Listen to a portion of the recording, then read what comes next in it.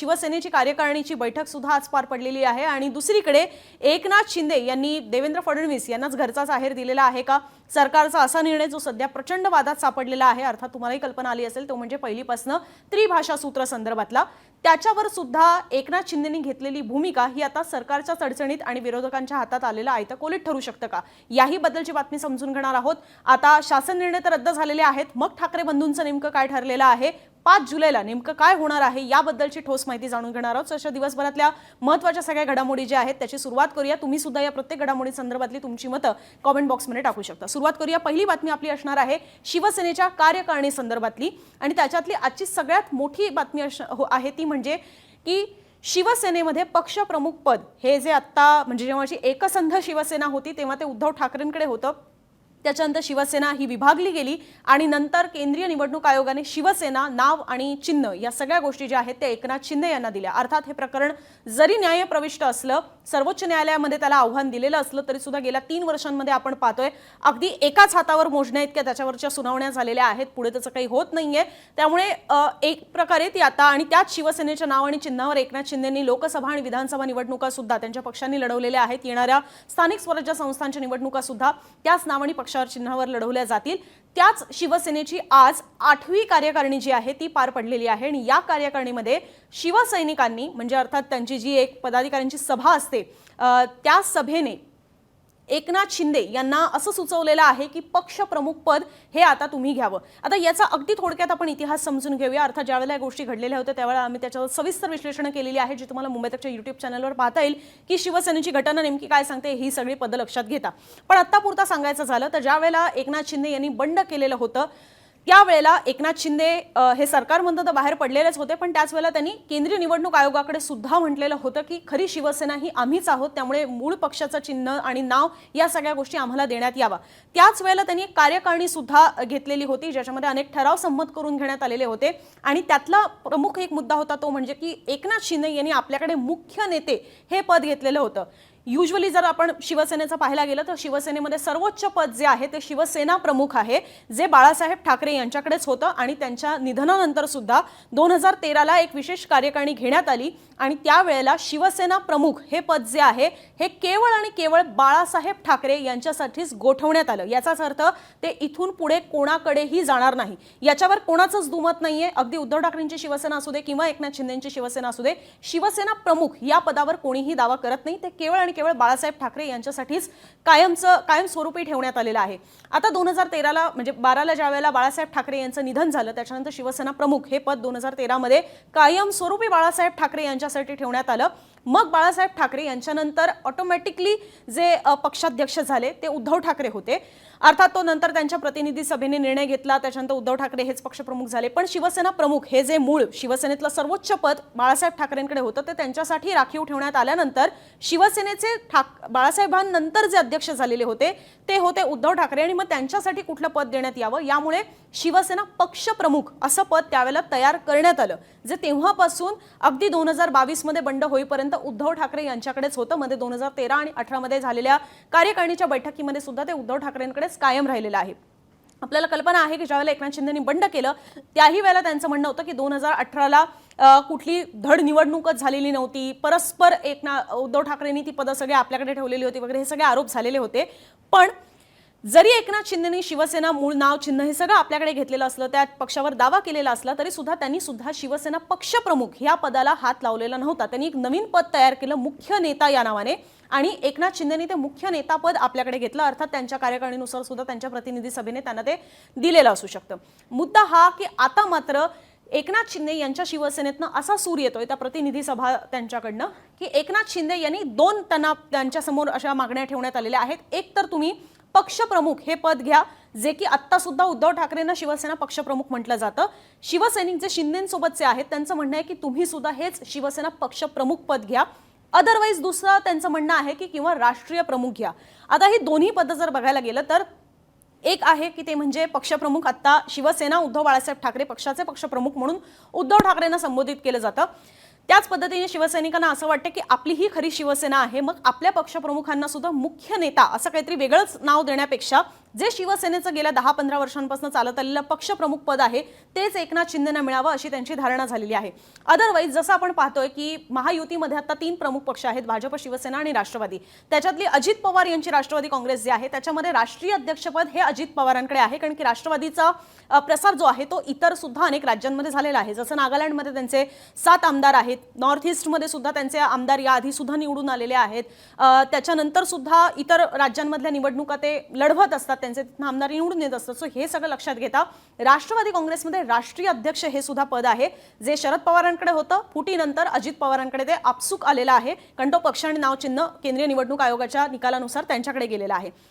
त्याच पद्धतीने मग एकनाथ शिंदे यांची शिवसेना सुद्धा हा प्रादेशिक पक्ष का राहावा? खरं तर राष्ट्रवादी काँग्रेस हा राष्ट्रीय पक्ष झालेला होता. 2023 मध्येच त्यांची ती ओळख जी आहे ती काढून घेण्यात आलेली होती, कारण त्यांचा तेवढा परफॉर्मन्स कामगिरी राहिलेली नाहीये, म्हणून तो आता परत एकदा प्रादेशिक पक्ष झालेला आहे. पण शिवसेना जी आहे ती प्रादेशिक पक्ष जरी असली, आता महाराष्ट्राच्या बाहेर तसे त्यांचे टेक्निकली कुठे आमदार नसले तरी सुद्धा एकनाथ शिंदे सुद्धा राष्ट्रीय पक्षप्रमुख किंवा राष्ट्रीय अध्यक्ष असले पाहिजेत, असं पद त्यांच्याकडे देण्यात यावं असं शिवसैनिकांचं म्हणणं आहे. आता जसं आपण पाहिलेलं होतं की हे पक्षप्रमुख पद त्यांच्याकडे जाऊ शकतं का? एकनाथ शिंदेंनी ठरवलं, त्यांच्या जी सभा आहे, प्रतिनिधी सभा आहे, त्यांनी जर ठरवलं तर ते तसं करूही शकतात, कारण की आता मूळ नाव आणि चिन्ह किंवा ती जे घटना आहे हे सगळंच केंद्रीय निवडणूक आयोगाच्या निकालानुसार एकनाथ शिंदेंकडे आलेलं आहे. जसं त्यांनी मुख्य नेता हे पद तयार केलं, त्याच पद्धतीने पक्षप्रमुख पद हे तर ऑलरेडी त्यांच्या घटनेच्या केलेल्या दुरुस्त्यांमध्ये इन्क्लुडेड आहेच. सो तेच पद ते आपल्याकडे सुद्धा आणू शकतात जर त्यांच्या प्रतिनिधी सभेने त्यांच्याकडे तशी निवड केली तर.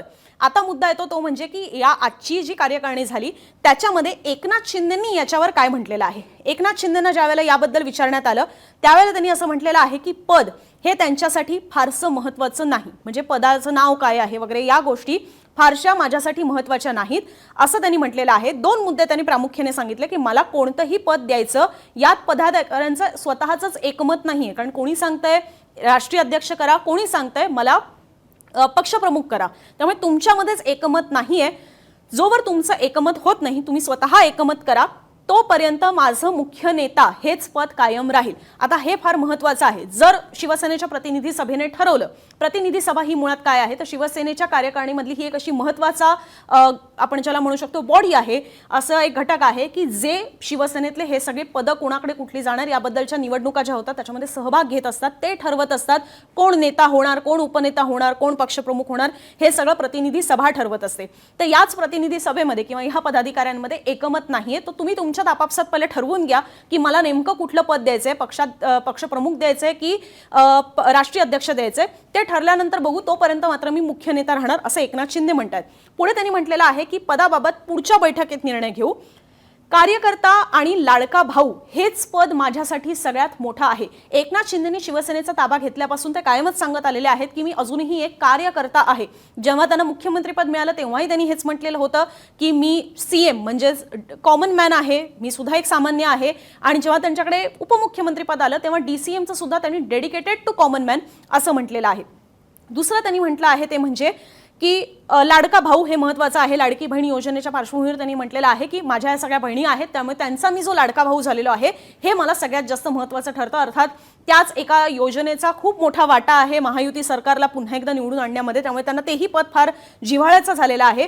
पुढे ते म्हणतायत की पद येत असतात, जात असतात, नाव मात्र जपलं पाहिजे, मी सुद्धा तेच करतोय. शिवसेना पक्षप्रमुख या पदासाठी बहुसंख्य पदाधिकाऱ्यांचा आग्रह आहे, तर शिवसेना राष्ट्रीय प्रमुख पद हे सुद्धा घेण्यात यावं असंही म्हणतात. सो तुमच्यात ते ठरवून घ्या. दुसरं त्यांनी एक महत्त्वाचं सांगितलेलं आहे आपल्याच नेत्यांना आणि खास करून आमदार आणि जे मंत्री आहेत त्यांना.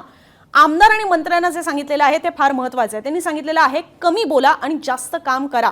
बऱ्याचदा आपल्याला पाहायला मिळतात, अगदी आता तोंडेखली काही नावं घ्यायची झाली तर संजय शिरसाट आहेत, शंभूराज देसाई आहेत, अगदी काय एकनाथ शिंदेंचं यांच्यावरच रोख हे अशातली गत नाही. पण माध्यमांमध्ये सगळ्यात जास्त बोलताना आपल्याला हे 2 मंत्री किंवा हे असे काही ठराविक मंत्री जसं की भरत गोगावले आहेत हे प्रामुख्याने आपल्याला माध्यमांमध्ये बोलताना पाहायला मिळतात. त्या तुलनेमध्ये मात्र प्रकाश आंबेडकर असतील, दादा भुसे असतील, हे थोडे तुलनेनं कमी माध्यमांसमोर येताना आपल्याला पाहायला मिळतात. आता शिक्षणासंदर्भातला किंवा राष्ट्रीय शिक्षण धोरणासंदर्भातला मुद्दा आहे म्हणून दादा भुसे जास्त आपल्याला सार्वजनिकरित्या पाहायला मिळतात किंवा बोलताना मिळतात. पण अदरवाईज संजय शिरसाट, शंभूराज देसाई हे प्रामुख्याने बोलताना पाहायला मिळतात. रायगडचं आणि पालकमंत्री पदाचं आलं की गोगावले जास्त बोलताना पाहायला मिळतात. पण इकडे शिंदेनी कोणाचं नाव घेतलेलं नाहीये. पण शिंदे असं म्हणतात की कमी बोला, जास्त काम करा, तेवढं ते चांगलं असतं. विरोधकांना एक्सपोज करताना स्वतः एक्सपोज होऊ नका, ह्या सगळ्या महत्त्वाचा सल्ला एकनाथ शिंदेनी आपल्या मंत्र्यांना दिलेला आहे. तुम्ही विरोधकांची उणीधणी काढत असताना स्वतःच एक्सपोज होऊ नका. आता याच्यात सुद्धा त्यांनी कुठलेही काही स्पेसिफाय केलेलं नाहीये. तुम्हाला काय वाटतं? खास करून प्रेक्षकांनी याच्याबद्दल आपली मतं टाकावीत की एकनाथ शिंदे नेमक्या कुठल्या घटनेसंदर्भात किंवा कुठल्या मुद्द्यावर बोलत असतील की एकनाथ शिंदेंची शिवसेना विरोधकांना एक्सपोज करायला गेली पण स्वतःच एक्सपोज झाले. हे तुम्हाला कशाबद्दल वाटतं? कारण मधल्या काळामध्ये अनेक प्रकरणं बाहेर निघालेली आहेत, अनेक मुद्दे यावर एकनाथ शिंदेंच्या शिवसेनेला प्रश्न उपस्थित करण्यात आलेले आहेत. पुढे त्यांनी म्हटलेलं आहे की तुमचा चुकीचा शब्द हा पक्षाला अडचणीत आणतो. आपण एवढं मोठं यश मिळवलेलं आहे ते चुकीचं बोलून घालवू नका. शिस्तीला तडा जाईल असं काही करू नका. केलेल्या कामांची ब्रेकिंग न्यूज होऊन द्या. तुम्ही जे बोलताय किंवा पक्षाला अडचणीत आणताय याची ब्रेकिंग न्यूज होण्यापेक्षा तुम्ही केलेल्या कामाची ब्रेकिंग न्यूज होऊ द्या. जास्त एका कमी बोला असं एकनाथ शिंदेंनी म्हटलेलं आहे. आता आजच्या हा जी कार्यकारिणी झाली याच्यामध्ये काही ठराव सुद्धा संमत करण्यात आलेले आहेत, ज्याच्यामध्ये सुद्धा मराठीच्या दृष्टीने एक प्रमुख ठराव असणार आहे आणि त्याच्यावर पण आपण बोलू. पण काय ठराव आजच्या बैठकीमध्ये संमत झालेले आहेत? पहिला म्हणजे ऑपरेशन सिंदूर, ऑपरेशन सिंदूर बद्दल पंतप्रधानांसंदर्भातला हा आभार प्रस्ताव मंजूर झालेला आहे किंवा ठराव संमत झालेला आहे. दुसरा, केंद्र सरकारच्या जातीय जनगणना निर्णयाला सुद्धा शिवसेनेने पाठिंबा दिलेला आहे, हाही ठराव संमत झालेला आहे. एक आणखीन ठराव आहे, राष्ट्रीयदृष्ट्या बोलायचं झालं तर श्रीकांत शिंदे आणि मिलिंद देवरा यांनी देशाची भूमिका जागतिक पातळीवर मांडली, याबद्दल सुद्धा त्यांचा अभिनंदन करण्यात आलेला आहे. त्याबद्दलचा ठराव मंजूर करण्यात आलेला आहे किंवा संमत करण्यात आलेला आहे. आणि सगळ्यात महत्त्वाचा मुद्दा तो म्हणजे मराठीच्या संदर्भातला जो सध्या आता चर्चेत आहे तो म्हणजे मराठी माणसाच्या हक्कासाठी शिवसेना नेहमी आग्रही राहील, याबद्दलचा सुद्धा ठराव हा संमत झालेला आहे. खरं तर या विषयावर बोलायला भरपूर आहे, पण मला असं वाटतं की आता मराठीचा मुद्दा निघालेला आहे, हिंदी सक्तीचा मुद्दा निघालेला आहे,